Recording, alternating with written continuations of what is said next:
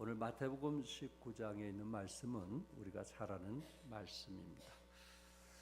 영국 사람들은 돈을 벌면 노인들을 위해서 사용하기 때문에 노인들의 천국이라고 말을 합니다. 프랑스 사람들은 돈을 벌면 자기 자신을 위해서 사용하기 때문에 젊은이들의 천국이라고 말을 합니다.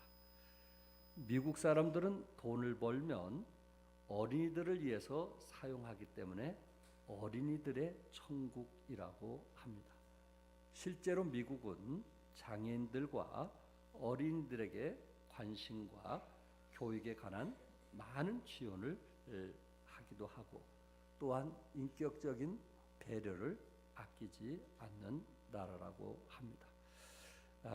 그래서 이 어린이날, 어린이 주일은 미국에서 1856년 미국의 레오나르드 목사님으로부터 시작했다는 것입니다. 어린이날. 5월 첫째 주는 어린이 주일로 지키고 있습니다. 특별히 5월이면 산과 들에 꽃들이 만개하기에 그 꽃을 장식하다 보니 어린이 주일을 무슨 주일이요? 꽃주일로 부르기도 합니다. 어린아이들의 생명은 귀한 것이고 여러분과 우리의 가정을 위해서 하나님이 주신 우리의 선물이라고 저는 믿습니다. 어떤 분이 1년 재미는 벼농사요 10년 재미는 나무 가꾸는 것이고 평생 재미는 사람 농사라고 말을 했어요. 자녀를 키우면서 때로 부모들이 힘들고 어려운 부분들 또 말로 표현할 수 없어서 참 눈물을 흘렸던 그런 시절들이 있었을 것인데 참 이렇게 자녀들이 가치 있고 소중하기 때문에 부모님들이 정성과 사랑을 쏟아 부어도 최선을 다해서 자식을 교육을 시켜도 늘 부족함이 있고 그리고 더 돕지 못한 늘 그런 안타까움 또한 어떤 분은 또 이런 죄책감을 가지고 살아가지 않는가라는 생각을 해보게 됩니다. 어찌됐든 오늘 본문에서 우리 예수님께서 2000년 그 당시에 아이들을 어떻게 대했느냐 하는 것을 우리는 성경을 통해서 함께 좀 나누기를 원합니다. 첫째, 예수님은 아이들을 사랑하셨다는 것입니다. 그래서 그 14절에 예수께서 이르시되 어린아이들을 용납하고 내게 오는 것을 뭐하지 말라 했어요? 금하지 말라. 어린 주일을 어린 자녀들을 예수님께서 먼저 그 축복의 대상으로 여겼다는 것입니다. 어른도 중요하지만 예수님은 결코 어린 아이들을 놓치지 아니했다라는 말씀입니다. 그래서 예수님은 어린 자녀들의 머리에 손을 얹어 주시고 아이들을 축복을 했습니다. 언젠가 우리 성도들에게 말씀을 드린 것처럼 이 유대인들의 부모들은 그 자녀들에서 참 끊임없이 축복 기도를 하는 것을 보게 됩니다. 태어났을 때 랍비 선생을 이제 찾아가서 축복 기도를 해달라고 하고 또 생일 때 반드시 랍비 선생님을 불러서 축복 기도를 받기도 하고 또 학교 들어가면 축복 기도 받고 또 뭐 무슨 특별한 일 또 결혼식 이런 특별한 일이 있을 때마다 부모들은 그 자식들에게 이 랍비 이 선생님을 반드시 불러서 자녀들에게 축복 기도 받는 것을 굉장히 참 그것을 생활화하는 것을 보게 되는 것입니다. 그만큼 자녀들이 하나님 안에서 뭐 받기를 원하는 거예요? 축복받기를 원하는 것입니다.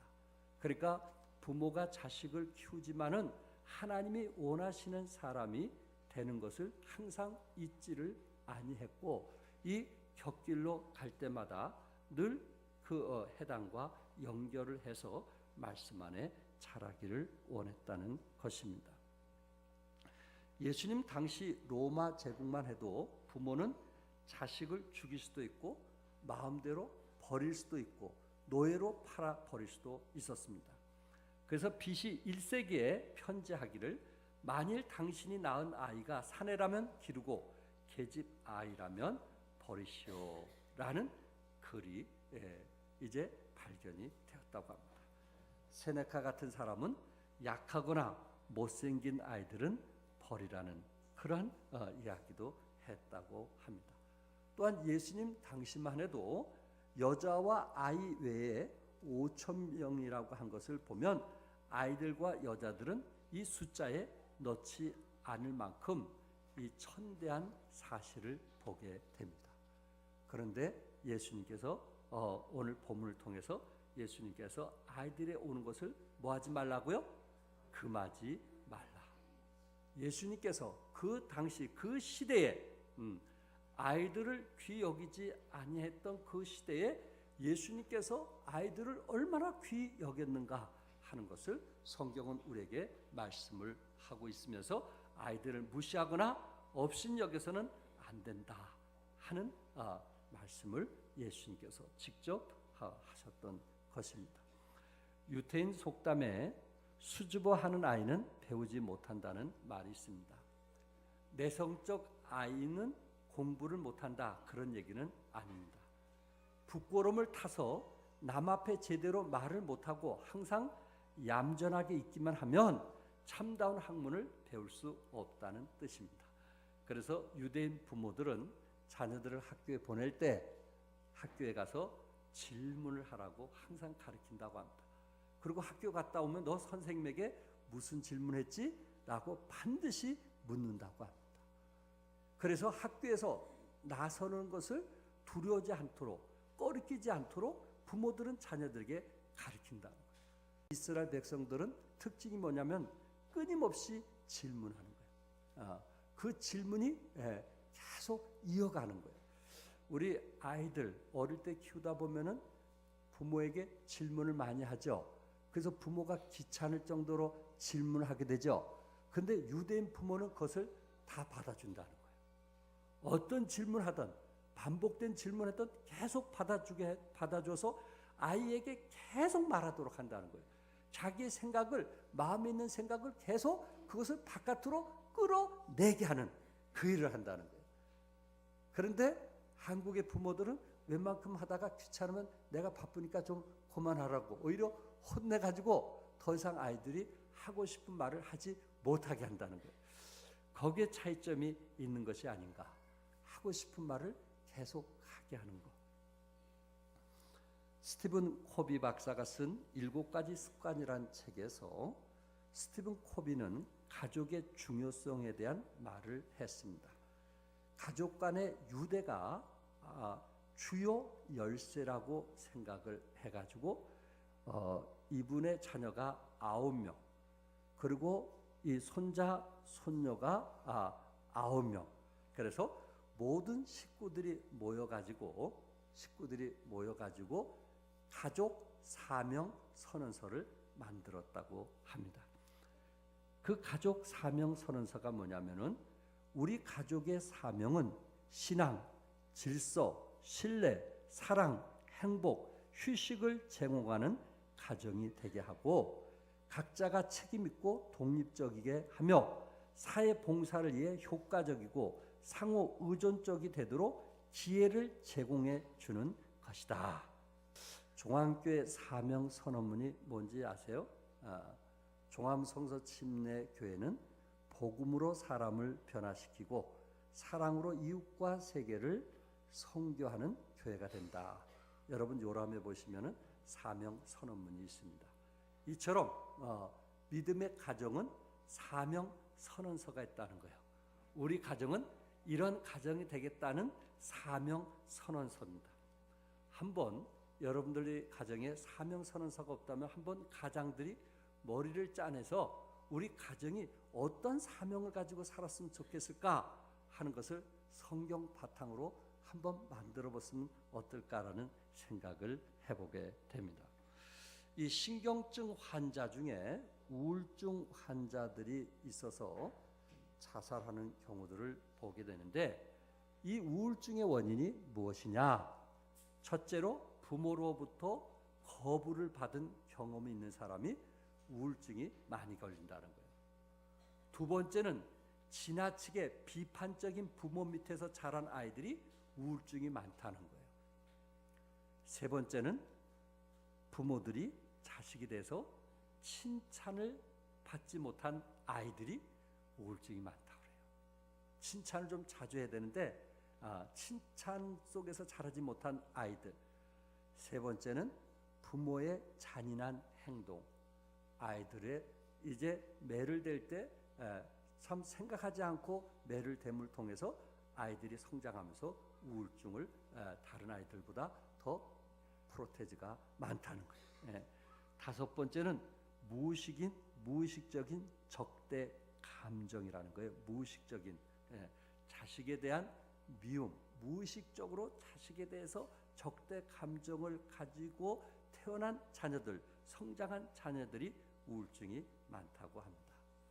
그런데 이 치료는 결국은 이렇게 자란 아이들을 치료할 수 있는 방법은 사랑과 수용이라고 하는 이 방법인데, 많은 우울증 환자들이 치료받고 나서 자기 모습을 수용하는, 사랑과 수용을 통해서 건강한 사람이 된 사람들 중에 프로테즈가 누가 제일 많냐면은 목사나 정신과 의사가 제일 많다는 거예요. 그가 목사 되는 사람들 중에 이런 우울증을 이제 우울증 환자가 될 수 있는데, 교회 와서 이런 사랑과 그리고 용납과 이해 안에 자라면서 변화가 되어서 목회하는 사람, 또한 의사들 중에 정신과 의사들 중에 이런 것으로 인해서 고통을 당하다가 치료를 받은 후에 이 정신과 의사가 된 사람이 많더라 하는 것입니다. 교회 역할이 얼마나 중요한지 아시겠죠? 가정에서 건강하게 자라지 못한 것을 우리 교사들이, 또한 지도자들이 저들을 사랑하고 수용하고 함께함을 통해서 이런 놀라운 변화가 있다는 것을 기억을 하시고, 여러분과 나도 아이들을 어릴 때부터 어디에 데리고 나와야 되겠어요? 교회에 데리고 나오는 거예요. 그래서 할아버지 할머니의 사랑과 인정을 받으면서 아이들이 교회 안에서 공동체로 커가는 것이 이 인격적으로 얼마나 성숙한지 아시겠죠? 두 번째, 진정한 축복은 어린 아이를 훈육하는 것입니다. 어린이들이 자랄 때는 잊지 말고 반드시 칭찬해 주되, 아니라고 하는 것은 원칙을 정해서 훈계를 해야 된다는 것입니다.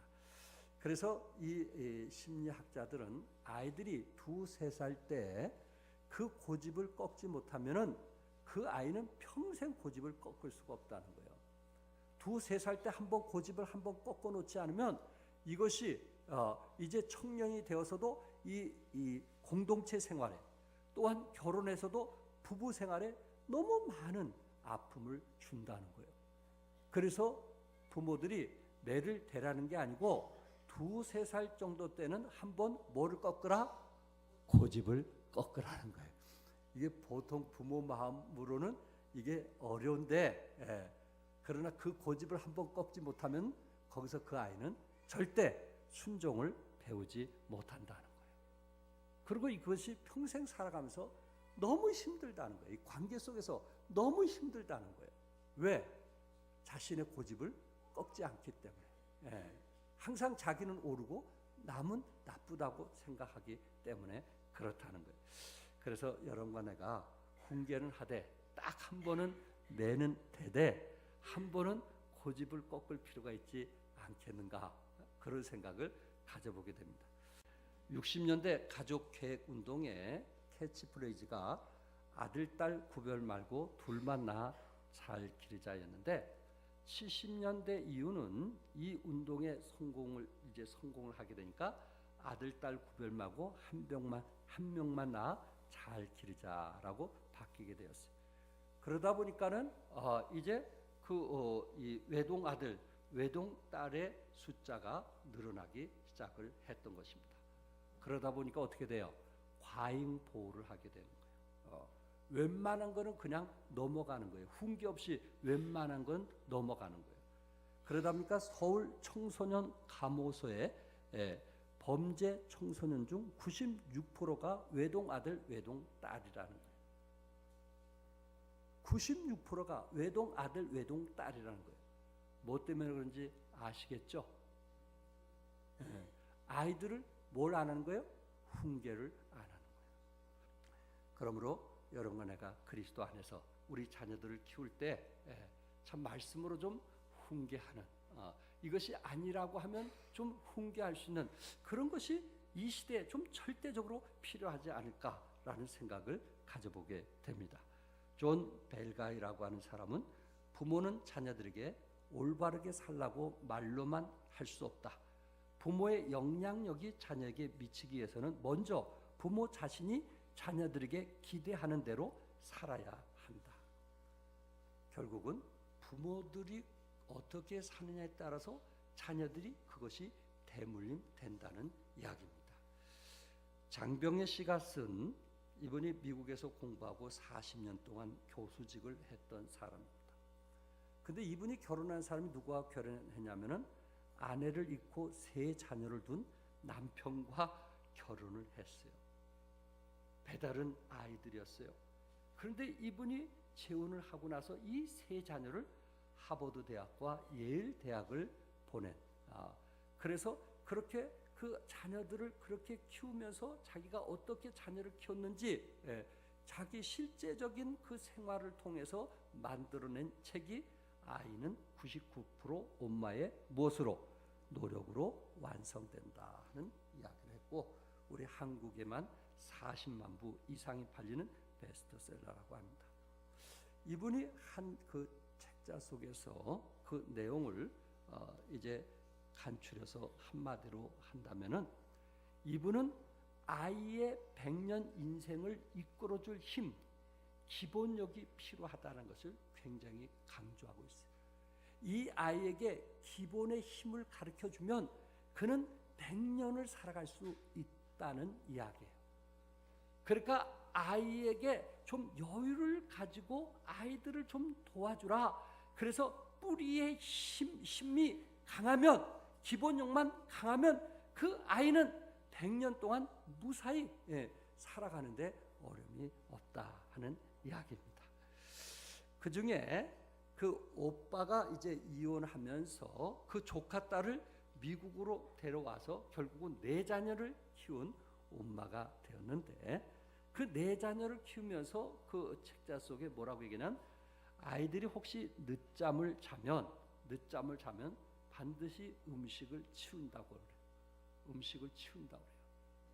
어떻게 하든지 밥을 먹이려고 하지 않고 음식을 치운다고 그래요. 그래서 그 시간에 밥을 먹지 않으면 굶어야 되는구나 하는 것을 느끼게 되면 아이들은 그 시간에 반드시 일찍 일어나게 된다는 거예요. 그리고 아이들을 공부를 어떻게 하게 할 것인가, 그 아이들을 성적을 올리는데 부모들이 자꾸만 그거에 초점을 맞추면 결국은 대학에 들어가서 공부를 안 하는 경우들이 많더라고요. 그러니까 아이들에게 인내심과 집중력을 키워준다는 거예요. 이분은 인내심과 집중력, 그래서 아이들에게 의자에 앉도록 그것을 가르쳐주는 것이 부모의 최선이다라는 것을 말하고 있어요. 의자에 앉게, 의자에 앉아서 있는 것을 즐기게 해주는 거예요. 최소한 의자에 한 번 앉으면 5분 이상 앉도록 그렇게 교육을 시켰다고 합니다. 야, 인내심과 집중력, 그 아이가 책상에 앉는 것을 즐길 수만 있다면은 그 아이는 모든 일을 스스로 할 수 있더라 하는 이야기입니다.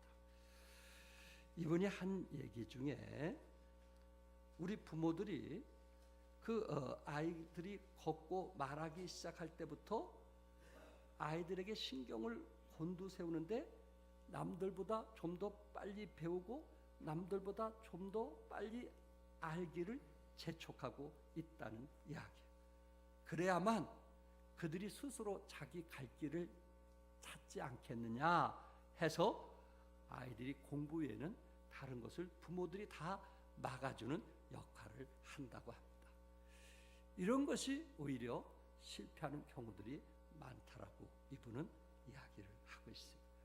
그러니까 앞으로 100년을 위해서, 자식을 키울 때 앞으로 100년을 위해서 기본력을 키우라. 그리고 그 아이가 인내와 집중할 수 있도록 도와주라. 그러면 그 부모는 반드시 성공하게 된다는 이야기를 했습니다. 그러면서 제 마음속에 감동을 줬던 얘기는 뭐냐면은, 실패를 모르는 아이는 성공할 수 없다 하는 얘기를 하면서 아이들이 실패했을 때라도 그 아이들을 사랑하고 받아주면서 그 의자에 인내력을 키우라는 이야기를 했습니다. 이 책자 속에 미국 미시간주의 애나버에는 세계에서 유일한 실패 박물관이 있다고 합니다. 로버트 맥목스라고 하는 마케팅 전문가가 이제 실패작을 수집해서 모은 박물관인데, 그 실패한 회사들을 보니까 코카콜라도 있고 또 IBM, 여러분이 잘 알고 있는 IBM, 이런 세계 유수 기업들이 실패 속에서 성장했다는 것을 말해주고 있어요. 그러면서 이분이 뭐라고 했냐면은, 기업이 만드는 재물의 80%는 실패를 한다. 그런데 그 실패를 거울로 삼아 왜 실패했는지 이유를 분석하고 소비자의 특성을 파악한 기업은 이후 성공적인 재물을 만들게 된다. 하지만 실패를 거울로 삼지 않고 제자리 걸음하는 기업은 또다시 실패만 거듭할 뿐이다. 그가 아이들이 실패했을 때 부모는 절대 낙심과 실망하지 말라는 거예요. 계속 기대를 가지고 아이들을 도우라는 거예요. 100년을 바라보고 아이들을 도와주라는 거예요. 대학교만 바라보고 도와주는 부모가 되지 말고 100년을 바라보고 자식을 도와주라는 거예요. 그러면 그 자식은 흔들리지가 않는다. 왜? 기본력이 있으니까. 왜? 뿌리에 힘이 있으니까. 어디 가든지 그 자식은 살아남는다는 이야기를 했습니다. 그러면서 성경은 뭐라고 말씀했는가? 우리 잠언 22장 6절 같이 한번 읽겠어요. 시작.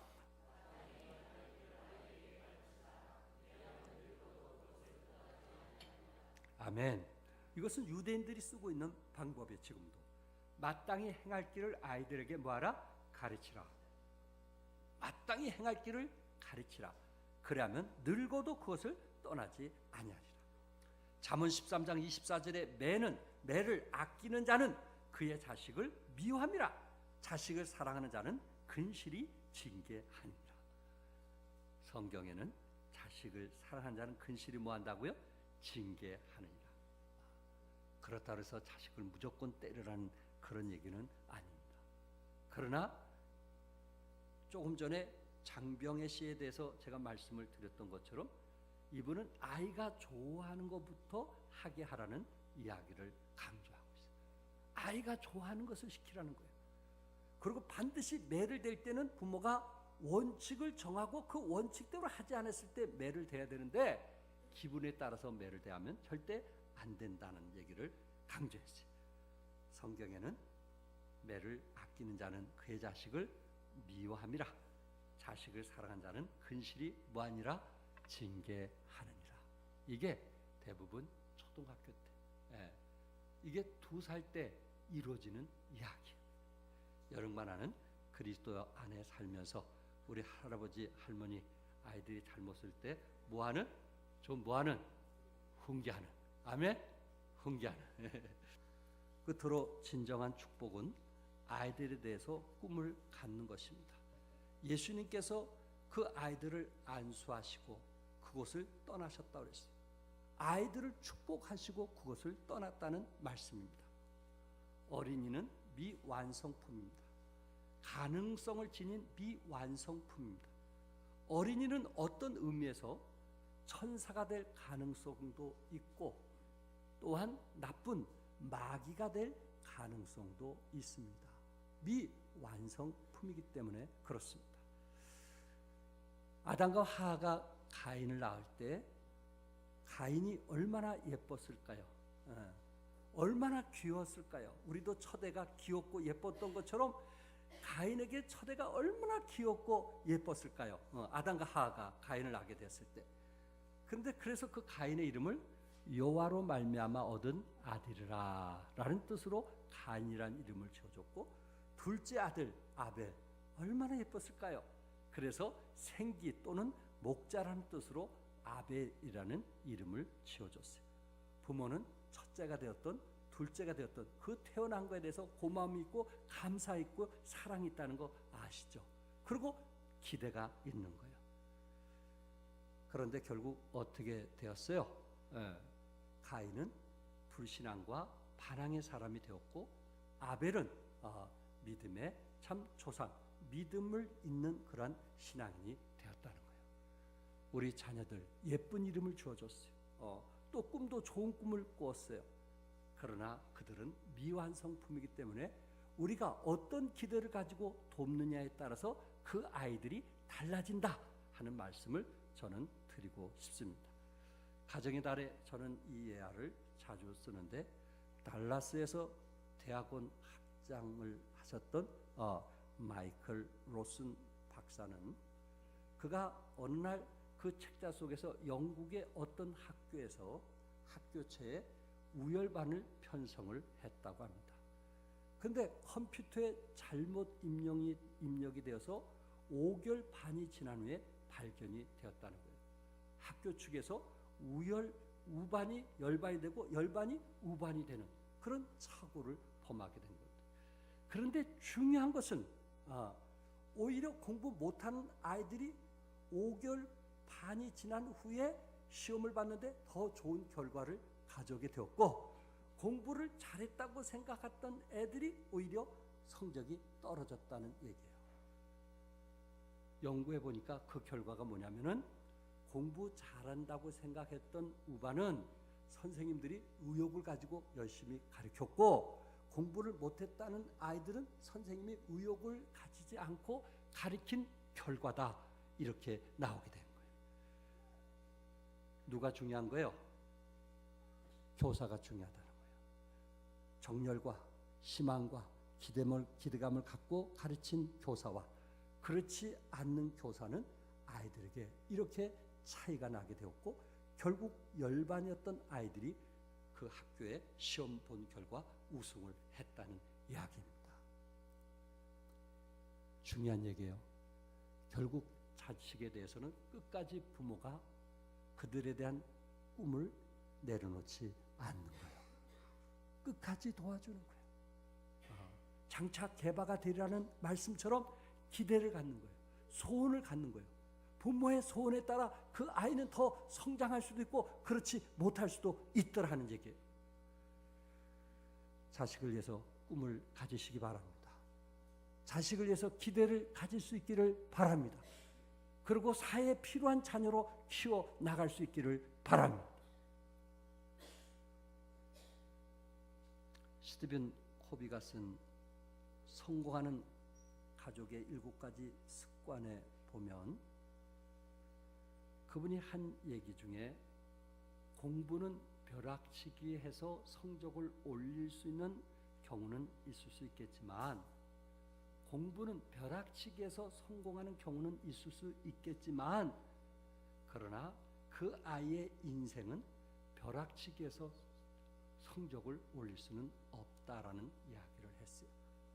다시 말해 논밭 일을 하면서 벼락치기라는 것은 있을 수가 없다는 거예요. 시간이 가야 되고, 그리고 가을을 기다려야 추수를 할 수 있더라는 이야기입니다. 이처럼 우리 자녀들을 위해서 이런 가치를 투자하는 이유가 뭔가? 이렇게 희생하고 그리고 모든 것 정열을 쏟는 이유가 무엇인가? 그것은 벼락치기로서 아이들이 성장하는 것이 아니고, 이거는 많은 시간을 필요해서 성숙해지고 변화된다는 사실을 기억하시기 바랍니다. 그래서 투자하는 거예요. 그래서 희생하는 거예요. 그래서 대가를 치르는 거예요. 여러분과 나는 끊임없이 자녀를 사랑하고 있습니다. 그리고 신앙 안에서 바른 길을 걷기를 원하고 있습니다. 중요한 것은 이 책에서 결론은 이겁니다. 제가 읽었던 그 책에서 결론은 이거예요. 뭐냐면은, 자녀들을 위해 할 수 있는 가장 큰 일은 배우자를 사랑하는 일이다. 이게 결론이에요. 자녀들을 훌륭하게 키울 수 있는 일은 배우자를 뭐 하는 일이라고요? 사랑하는 것이다. 남편이 아내를 사랑하면 자식들은 건강하게 성장할 수 있더라 하는 얘기예요. 이 아이들이 정말 100년을 바라보고 대물림 되지 않기를 원한다면, 아니 뭐 대학교만 잘 들어가기 원한다면 그렇게 하세요. 그러나 100년을 기대하면서 자식을 키우기를 원한다면 부부가 서로 그리스도 안에서 사랑할 수 있기를 바랍니다. 서로 귀히 여길 수 있기를 바랍니다. 서로 소중히 여길 수 있기를 바랍니다. 하나님 사랑으로 서로를 사랑하고 이해하고 용서하는 부부가 될 수 있기를 바랍니다. 왜? 자녀들도 또 결혼할 거니까. 그것은 지식이 아닌 부모의 삶을 통해서 보여주는 것입니다. 그런데 부부가 갈등이 일어나고 가정이 불화가 일어나고 어려우면 이 자녀들도 결혼을 해서 어떻게 남편이 아내를 사랑해야 되는지 방법을 모르는 거예요. 어떻게 아내를 격려하고 세우는지 방법을 모르는 거예요. 이건 책을 통해서 되는 것이 아니고 삶을 통해서 보여줘야 되기 때문에 그렇습니다. 그렇기 때문에 예수 믿는 가정은 믿지 않는 가정보다 행복합시다. 예수 믿는 가정은 믿지 않는 가정보다 서로 이해하고 사랑합시다. 왜? 내 자식에 대해서 대물림하지 않기 위해서, 내 자식도 건강한 가정을 이루기 위해서, 결혼하기 전에 좀 더 건강한 가정을 이루기 위해서 우리 부부가 서로 사랑하고, 또 혹시 부부의 갈등과 싸움 속에서 자녀에게 상처 줬다면 어느 날 자녀를 부르면서 시집 갈 때, 장가 갈 때 불러가지고 얘기를 해줄 수 있는, 나 때문에 혹시 네 마음에 상처가 있다면 용서해달라, 너는 건강한 가정이 되길 원한다 하고 말할 수 있는, 그래서 우리 자녀들이 이 사회에서 건강한 가정을 이루고 이 사회에 키워할 수 있는 그러한 자녀들이 될 수 있기를 바랍니다. 결론을 맺습니다. 자녀를 정말로 사랑한다면 꾸지람 속에서 자란 아이, 비난하는 것을 배우고 미움을 받으며 자란 아이, 싸움질하게 된다. 놀림 속에서 자란 아이, 수줍음을 타게 되고 창피를 당하며 자란 아이, 죄의식을 느끼게 된다. 관용 속에서 자란 아이, 참을성을 알게 되며 격려받으며 자란 아이, 자신감을 갖게 된다. 칭찬을 들으며 자란 아이, 감사할 줄 알게 되고 공정한 대접 속에서 자란 아이, 정의를 배우게 된다. 안정 속에서 자란 아이, 믿음을 갖게 되고 인정을 받으며 자란 아이, 자신을 사랑할 줄 알게 되며 인정과 우정 속에서 자란 아이, 온 세상에 사랑이 충만함을 알게 된다. 자녀를 정말로 사랑한다면, 여러분과 내가 자녀를 정말 사랑한다면 우리 자녀를 어떻게 키울 것인가? 꾸지람, 미움, 놀림? 그렇지 않으면 관용, 격려, 칭찬. 남편은 아내를 관용하게, 또한 격려하며 칭찬하며, 또한 아내를 안정 속에서 자라게 한다면 우리 자녀는 그렇게 배워서 또한 다른 사람에게 그런 삶을 살게 될 것입니다. 믿음 안에서 승리하는 여러분과 내가 되기를 주님의 이름으로 축복합니다. 기도하겠습니다.